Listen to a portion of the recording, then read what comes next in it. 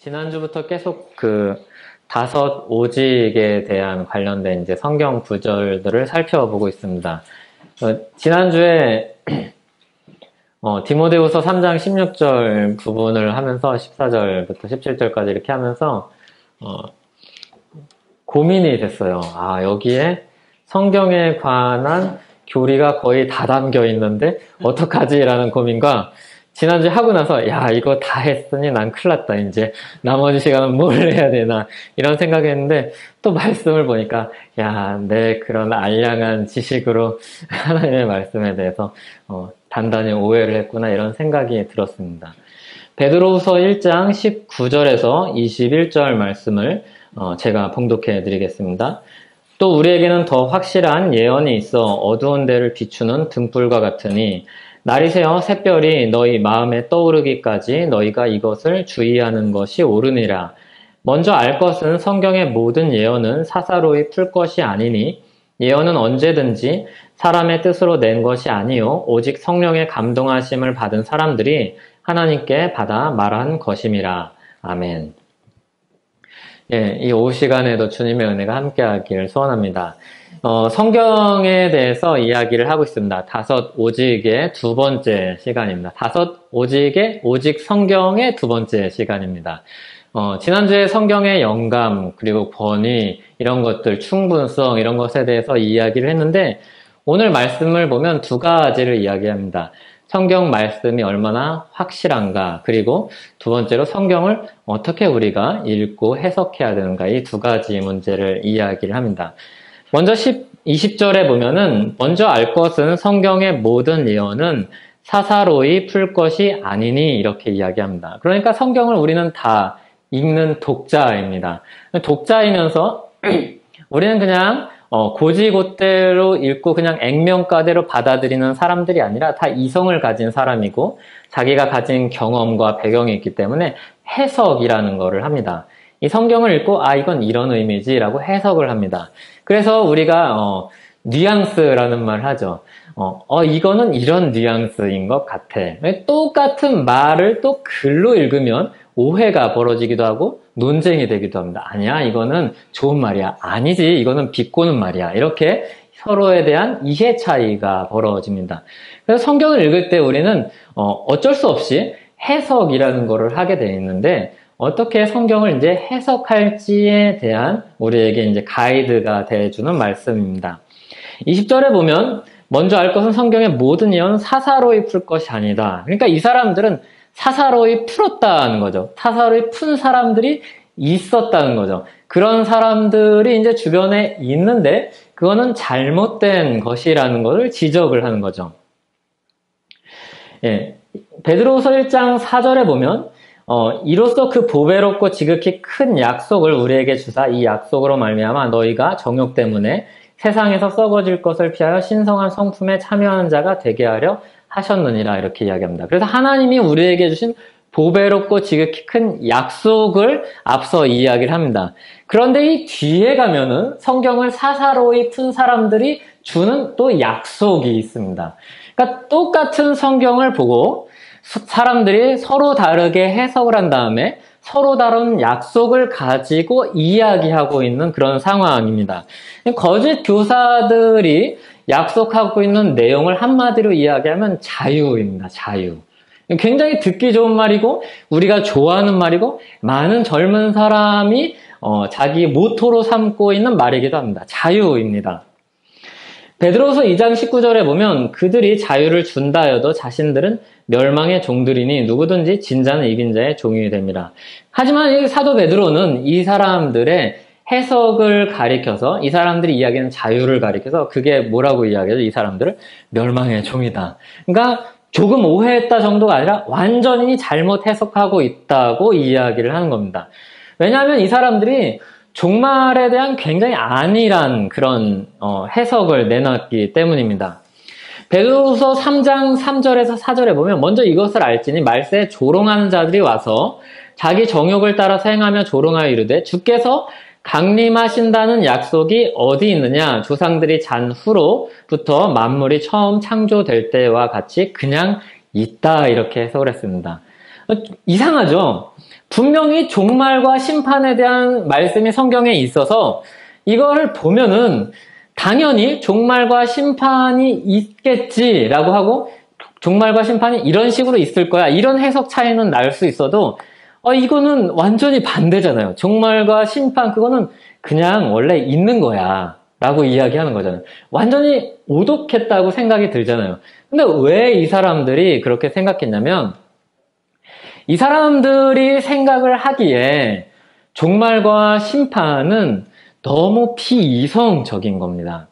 그 당시 그리스 로마의 그런 문화 속에 있는 사람들이 그리스 철학과 그리고 그런 분위기 속에서 사는 사람들이 볼 때 종말이 온다, 심판이 온다는 말은 너무 신화와 같은 이야기죠. 그래서 어떻게 해석을 합니까? 그거는 사람들이 선하게 살 수 있도록 교훈적으로 준 이야기지 실제로 그렇게 이루어진다는 이야기가 아니라는 겁니다. 우리가 보기에는 굉장히 너무 이상한 건데 이 사람들이 보기엔 굉장히 합리적인 이야기를 하고 있습니다. 나름의 논리가 있죠. 그거는 교훈적인 차원에서 준 거라는 겁니다. 물론 거기에 이제 막 살을 보태겠죠. 성경에 보면 장르라는 게 있잖아요. 그래서 어디는 시라는 형태의 글을 가지고 말씀을 기록하였고 어디는 비유를 통해서 말씀을 하시고 어디는 그것을 이제 논리적으로 설명을 하는 글이 있습니다. 그러니까 봐봐, 이 사람들이 이야기를 하는 거죠. 봐봐, 어디는 시도 있고 비유도 있잖아. 그러니까 늘 성경이 사실로 이루어질 것만 이야기하는 게 아니니까 이 심판과 종말의 이야기도 그렇지 않다는 겁니다. 그렇게 하나님이 무서운 분이 아니라는 겁니다. 그렇게 포장을 하죠. 하나님이 얼마나 사랑이 많으신 분인데 그렇게 최종적인 심판을 하시고 그렇게 지옥 형벌에 사람들을 내버려 두겠느냐고 이야기하는 겁니다. 어떻게 좀 넘어올 것 같나요? 좀 이렇게 와닿나요? 그러면 좋겠으면서도 안 돼야 됐다는 생각이 드네요. 예. 그렇게 말을 이렇게 열심히 했으니까 받아들였으면 좋겠다는 그런 인간적인 심정과 그리고 이거 진리가 아니니까 그렇게 하면 안 되겠다는 그런 생각이 듭니다. 그래서 베드로후서 3장 16절에 보면 이 사람들을 가리켜서 사도 베드로가 뭐라고 이야기하냐면 억지로 풀다가 스스로 멸망하는 자들이라고 합니다. 억지로 푸는 거죠. 왜냐하면 그냥 있는 대로 성경을 읽으면 그냥 심판과 종말은 당연히 있고 그것이 언제 이루어질지를 모르는 거지만 사람들이 행한 것을 가지고 그것에 따라서 분명히 심판을 받을 것입니다. 이게 성경이 가르치는 모든 성경이 가르치는 많은 성경에서 강조해서 이야기하는 내용입니다. 그런데 이 내용이 자신이 받아들이기 싫다고 또는 내 감정이 이것을 받아들일 수 없다고 또는 내 이성이 이것을 합리적이라고 생각하지 못하기 때문에 억지로 푸는 겁니다. 억지로 푸는 거죠. 자기의 틀 안에 이 성경을 집어넣고 다시 조립을 하는 겁니다. 그게 억지로 푸는 겁니다. 그 결국에는 멸망입니다. 왜냐하면 복음을 왜곡하기 때문입니다. 하나님의 말씀을 비틀고 자기 마음에 맞는 식으로 끼워 맞추기 때문입니다. 그러면 왜 이런 사람들이 이렇게 잘못된 해석에 빠질까요? 그것은 성경을 사사로이 풀기 때문입니다. 자기 자신을 위해서 풀기 때문입니다. 자기를 중심으로 해서 풀기 때문입니다. 사사로이 푸는 것은 자기의 생각으로 푸는 겁니다. 자기의 생각, 자기의 이성, 자기의 경험, 자기의 배경, 자기의 감정, 자기 옆에 있는 사람들, 내가 듣고 싶어하는 말을 하는 사람들, 자기 자신의 생각으로 이것을 풉니다. 그게 사사로이 푸는 겁니다. 자기 중심적으로 푸는 거죠. 자기 중심적으로 이 말씀을 보니까 이해되지 않는 부분을 나름의 논리와 상상의 나래를 펼쳐서 다시 논리를 짜는 겁니다. 그러면 이 반대로 바른 해석이 무엇인가 하면 성령님의 조명하심을 받고 성령님의 감동으로 기록된 성경을 하나님의 말씀으로 받아들여서 이 신적 권위에 의해서 성경으로 성경을 해석하는 것입니다.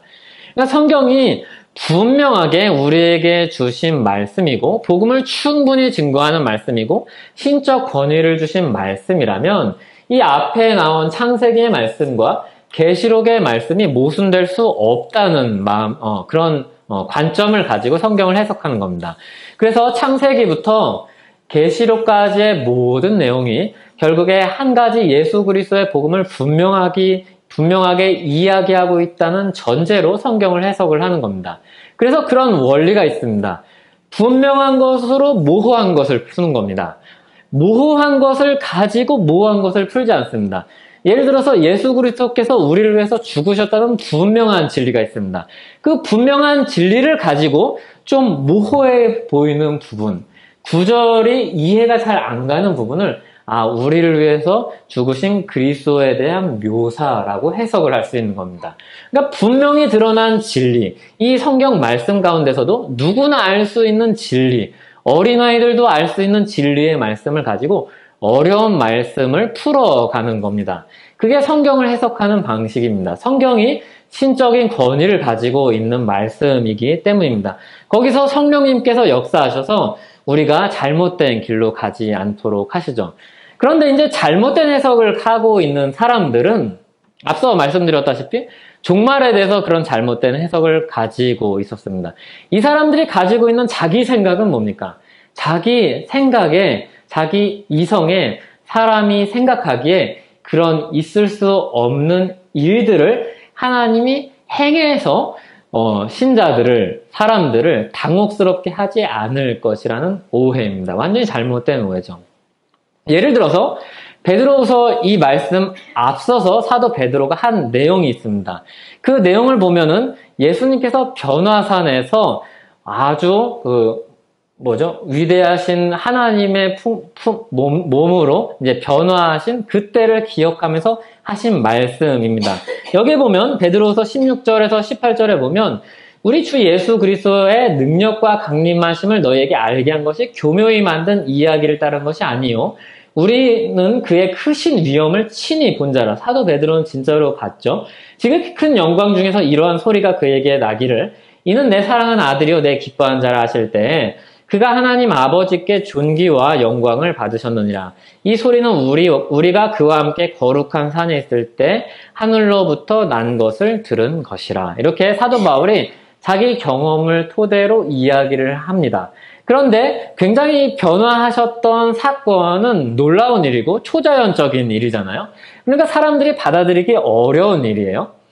그래서 이것을 가리켜서 이 사사로이 푸는 사람들이 비방을 했던 것 같습니다. 그래서 16절에 보면 너희에게 알게 한 것이 교묘히 만든 이야기를 따른 것이 아니요 이렇게 이야기합니다. 그러니까 이건 교묘한 이야기가 아니라는 겁니다. 진짜로 있었던 일이고 내가 그 증인이고 그 증인들이 있다는 겁니다.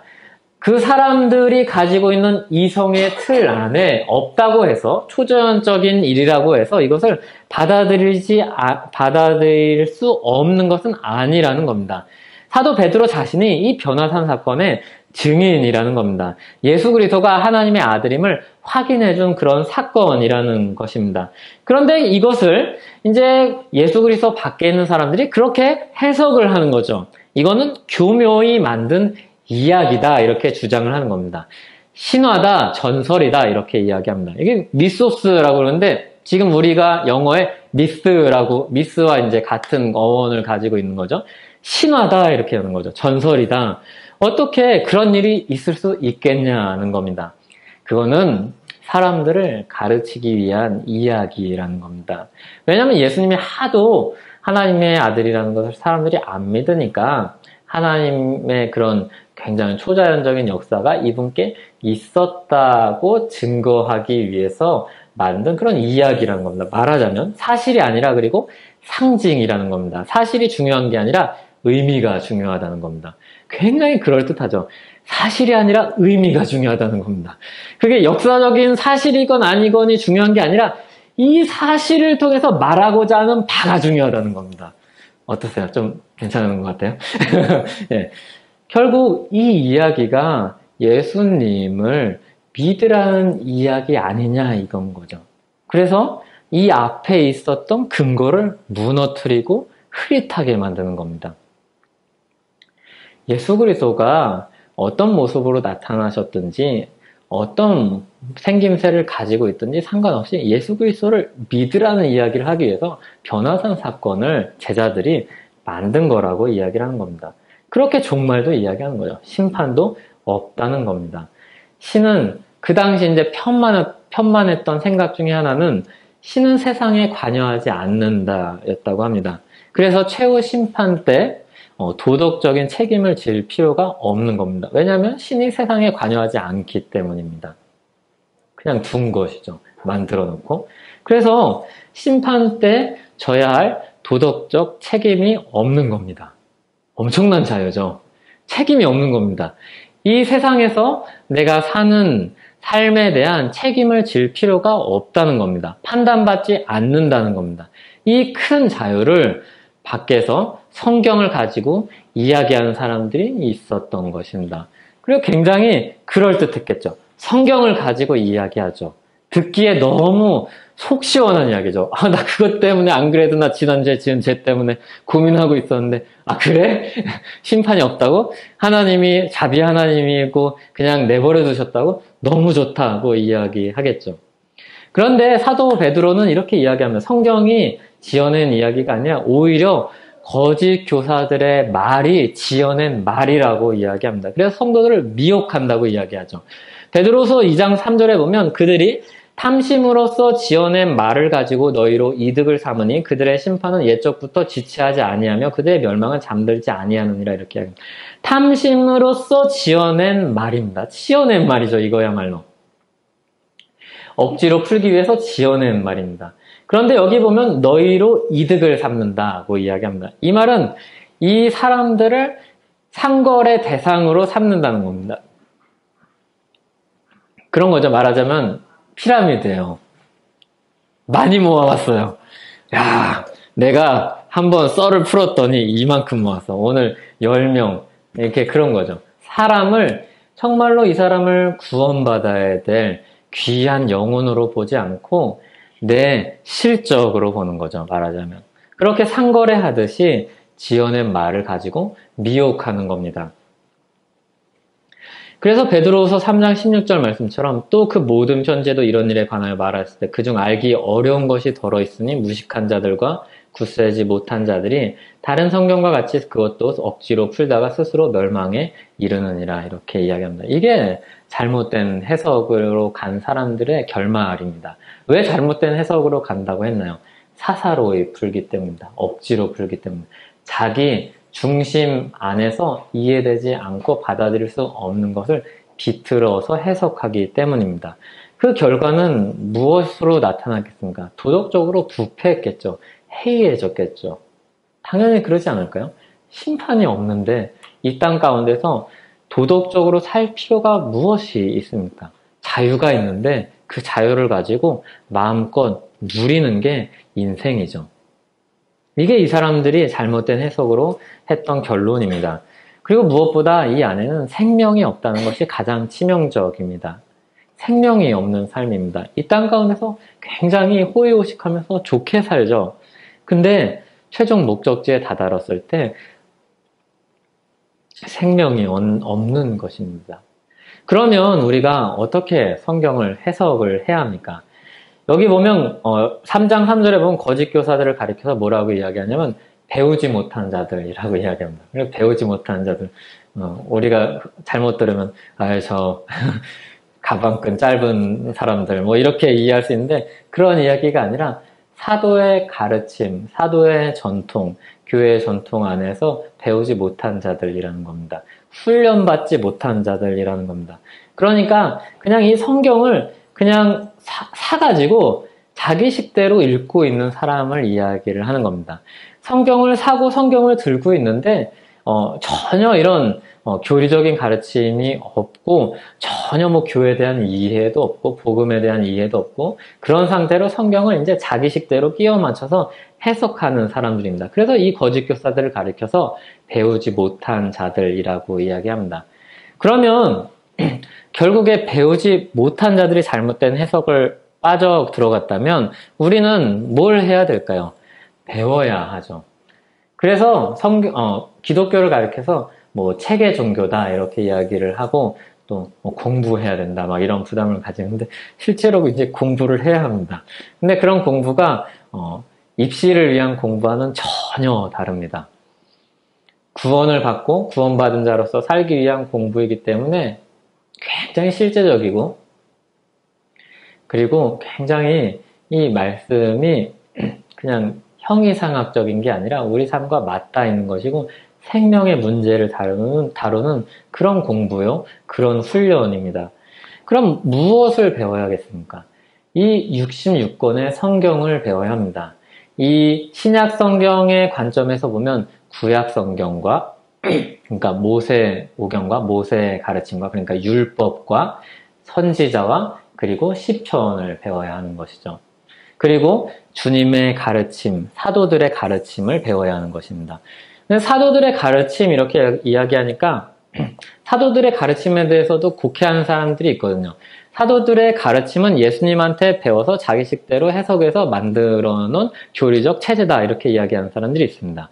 그래서 사도적인 가르침과 예수님의 가르침을 분리하려는 시도가 늘 있어 왔습니다. 하지만 여기 성경에서 말하는 사도의 가르침은 예수님의 가르침과 똑같은 것을 이야기합니다. 그것을 가장 잘 이야기해주는 성경이 누가복음과 사도행전입니다.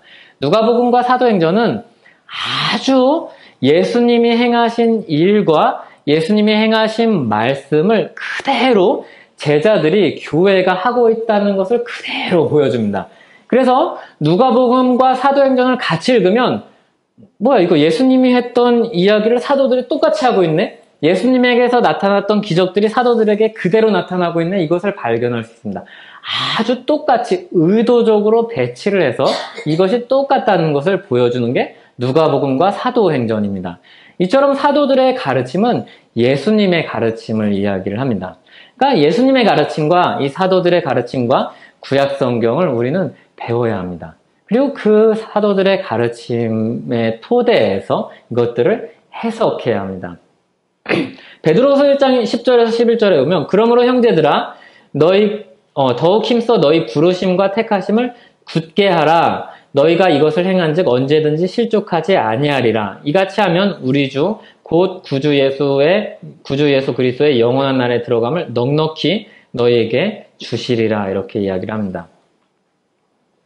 주신 것 그리고 힘써 너희 부르심과 택하심을 굳게 하라. 이렇게 이야기합니다. 이제 새로운 것을 배워라. 이제 새 시대니까 새로운 기술을 배워야지. 이 시대에 맞는 것을 배워라. 이야기하지 않고 배운 것에 굳게 하라. 이렇게 이야기합니다. 1장 3절에 보면 생명과 경건에 속한 모든 것을 주셨다. 이렇게 이야기합니다.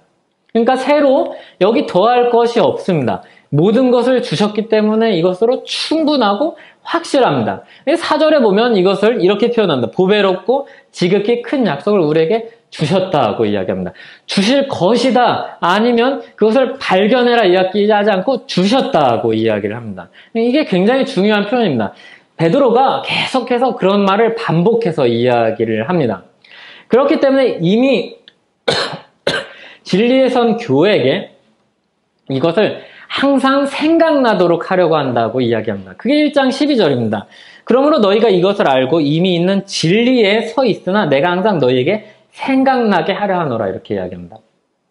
그러니까 교회가 지금 가지고 있는 지식으로는 부족해. 그러니까 내가 여기다가 이거를 좀 더 더해줄게. 이것만 더하면 완벽해질 거야 라고 이야기하지 않고 이미 이것을 알고 있는 진리다라고 이야기합니다. 이미 알고 있는 진리인데 이게 평소에 우리가 자꾸 잊고 사니까 우리가 자꾸 이것을 떠나려고 하는 경향을 가지고 있으니까 이 진리를 받았다는 이 사실, 이 진리가 확실하다는 이 사실, 이것을 생각나게 하려고 또 이야기한다는 겁니다. 또 이야기하고 또 이야기한다는 겁니다. 가끔 교회에 있으면 그런 이야기를 듣습니다. 목사님, 옛날에도 들은 이야기이고 제가 어릴 때도 들은 이야기고 레파토리도 심지어 똑같고 제가 왜 이 이야기를 계속 들어야 되는지 모르겠어요. 이런 이야기를 합니다. 그러면 이제 좀 세게 이야기하면은 네 삶을 돌아봐라 이렇게 이야기하겠지만 네 삶과 진리의 말씀과 빗대어보고 이게 좀 많이 가까워졌다 싶으면 그런 얘기 해도 된다 이렇게 이야기하겠지만 뭐 보통은 이제 그렇게 세게 얘기하는 거 부드럽게 이야기하죠. 아, 우리가 연약하기 때문에 이 진리의 말씀 가운데 서 있지 않기 때문에 계속해서 반복해서 보는 그런 겁니다. 그러면 너는 어릴 때 태어나서 거울 한번 보고 이제 평생토록 거울 볼 필요가 없겠네. 뭐 이런 식으로 얘기하지 않는다는 거죠. 예, 아이고, 이게 막 속마음이 막 나와요. 말하자면 그런 겁니다. 성경 말씀이 이렇게 막 풍성한데도 이게 부족하고 막 똑같은 얘기하고 막 지루하다고 그러고 막 그런 이야기를 이제 신앙생활을 오래 하다 보면 그런 생각이 들 때도 있고 그런 말을 들을 수도 있습니다. 그때 이 베드로 후서 1장 12절을 보여주십시오. 그러므로 너희가 이것을 알고 이미 있는 진리에 서 있으나 내가 항상 너희에게 생각나게 하려고 귀에 못이 박히라고 이야기하는 것이다 라고 이야기하는 이 베드로서 저는 이렇게 부드럽게 이야기했지만 사도 베드로는 아마 분명히 강하게 이야기했어요. 어부의 그 우렁찬 음성으로 이야기했을 거란 말이죠. 예, 분명히 생각나게 하려고 이 말씀이 진리의 말씀이 분명하다는 것을 생각나게 하려고 이야기한다는 것입니다. 그래서 이미 진리에 선 교회에게 반복해서 하는 이야기입니다. 이 기록된 말씀이 확실한 예언이기 때문입니다. 그런데 여기 보면 우리가 읽은 19절에 보면 더 확실한 예언이 있어 이렇게 이야기하죠. 근데 더 확실한 예언이잖아요. 확실한 예언인데 비교 대상이 있잖아요. 그럼 이 더 확실한 예언의 비교 대상은 무엇이겠습니까? 예. 우리가 영어 시간에 배웠듯이 전 문맥을 보면 됩니다. 전 문맥을 보면 무슨 이야기가 나옵니까? 변화산 사건이 나옵니다. 너무 놀라운 이야기죠. 이 변화산 사건의 놀라운 예언보다도 더 확실한 예언이 있으니 그게 가짜라든지 그게 잘못됐다든지 그게 받아들일 수 없는 이야기라든지 그런 얘기를 하는 게 아니라 그 기적적인 사건보다도 더 확실한 예언이 있으니 그게 바로 성경 말씀이라는 겁니다.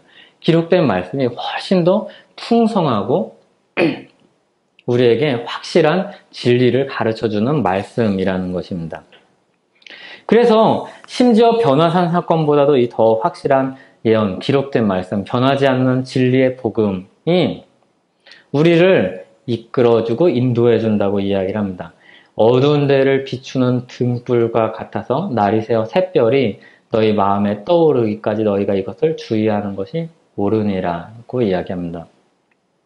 이 샛별은 새로 이렇게 떠오르는 새로운 그런 떠오르는 것들을 가리킵니다. 새벽에 뭐 그런 별들을 그런 모습을 이제 보여주는 겁니다. 성령 하나님이 조명해 주셔서 말씀을 깨닫게 해주시기까지 기다리라 이렇게 설명을 할 수도 있습니다. 그게 이제 사사로이 풀지 말라의 반대 말입니다. 왜냐하면 사사로이 푸는 사람들은 어떻습니까? 이해가 안 되잖아요. 그러니까 찾아요. 뭐 철학책도 찾고 과학책도 찾고 다 찾아가지고 이것을 이제 평가하고 판단하고 해석을 하는 거죠. 그런데 그렇게 조급한 마음을 버리고 성령이 샛별이 마음속에 떠오르기까지 기다리라는 겁니다. 성령 하나님이 분명히 말씀과 함께 역사하신다는 사실을 믿는다면 이 말씀을 붙들고 하나님 앞에 기도하면서 기다리라는 겁니다. 어떤 부분은 이해되지 않는 부분들이 있습니다. 분명하지 않은 부분이 있고 이성적으로는 설명을 이해할 수는 있지만 정말로 이 말씀을 하려는 건가 받아들이기 어려운 부분들도 참 많이 있습니다. 그런데 시간을 두고 성령 하나님께 구하면서 이 말씀을 계속해서 이제 묵상을 할 때 깨닫게 해주시는 바가 있습니다. 그리고 그 깨달음은 그냥 이성적인 깨달음이 아니라 우리 마음으로, 우리 의지로 이게 그런 의미구나. 나는 빨리 당장 내일 종말이 왔으면 좋겠다고 생각을 했는데 사람들을 더 많이 은혜 안으로 불러들이기 위해서 하나님이 인내하시고 기다리시는 거구나. 이런 식으로 깨닫게 되는 바가 있는 겁니다. 근데 이거를 당장 해석하려고 내가 가지고 있는 자원을 가지고 해석하려고 하면 억지로 풀다가 스스로 멸망하는 길에 잘못된 해석으로 빠져들 때가 있습니다. 때로는 저도 이제 설교 준비를 하다가 이해되지 않는 부분이 있습니다. 문법적으로나 아니면은 문맥적으로나 이런 것들이 잘 이해되지 않을 때가 있습니다. 그때는 어쩔 수 없이 이제 뭐 특별히 경건해서가 아니라 어쩔 수 없이 하는 건 이제 기도입니다. 기도. 이해가 되지 않으니까요. 당장 설교해야 되는데 이해되지 않는 본문. 뭐 설교를 하면서 중요한 맥락이 아니기 때문에 피해갈 수 있겠지만 그래도 이 부분을 그냥 남겨두고 가기가 어려서 기도하는 거죠. 그리고 또 한 가지 하는 일은 성경을 계속 읽습니다. 똑같은 말을 읽는 거죠. 몰라서 읽겠어요. 그냥 한국말, 좀 어려운 번역도 있지만 한국말인데 읽는 거죠. 도대체 그래서 무슨 얘기를 하시려는 걸까? 그래서 이게 무슨 의미가 있는 걸까? 계속해서 샛별이 마음속으로 떠오르기까지 성령님의 조명하심을 구하면서 기다리는 거죠. 왜냐하면 이 예언이 사람의 뜻으로 된 것이 아니라 성령의 감동하심을 받은 사람들이 하나님께 받아 말한 그런 신적 권위가 있는 주님의 말씀이기 때문입니다. 그래서 이 성경을 해석하는 두 가지 원리는, 첫째는 성령 하나님의 도우심을 구하는 겁니다. 굉장히 중요한 건데 많은 사람들이 간과합니다. 그리고 성경에 대해서 알면 알아갈수록 사람들이 놓치는 경향이 있습니다. 해석할 수 있다고 생각하기 때문입니다. 해석이 안 돼요. 문법적으로 해석이 돼도, 문맥으로 이해가 돼도 해석이 안 돼요. 그리고 두 번째는 성경으로 성경을 해석하는 겁니다. 사사로이 내 중심으로 풀지 않고 하나님 중심으로 푸는 겁니다. 내 틀에서 보는 게 아니라 하나님의 틀에서 이 말씀을 보는 겁니다. 하나님의 틀에서 보기 위해서 무엇을 해야겠습니까? 하나님의 생각이 무엇인지 더 살펴봐야겠죠. 왜 기다리실까? 왜 그렇게 사람들을 답답하게 인도하실까? 그런 생각 들 때 있잖아요. 하나님이 나를 이렇게 좀 하드 트레이닝 해가지고 이렇게 이만큼 급성장 시켜주면 좋을 것 같은데 너무 성장이 더딘 것 같지 않아요? 심지어 저는 목사잖아요. 목사면 목사로서의 이제 그 위치가 있는데 하나님이 이렇게 한 이만치 올려주시면 좋을 텐데 이만치는커녕 뭐 이렇게 참 막 부족하니까 이게 답답할 때가 있거든요. 근데 이유가 있다는 거죠. 하나님의 틀 안에서 보면, 하나님의 시간 안에서 보면은 이유가 있다는 거죠. 그게 우리가 성경을 해석하는 두 가지 원리입니다. 성령 하나님의 도우심을 구하면서 해석을 하고 하나님의 말씀의 권위에 힘입어서 해석을 하는 겁니다. 그래서 사도 베드로의 이야기는 아주 분명한 이야기입니다. 그럼 성경을 이제 해석하기 위해서 무슨 박사학위를 따야 되냐? 그렇지 않습니다.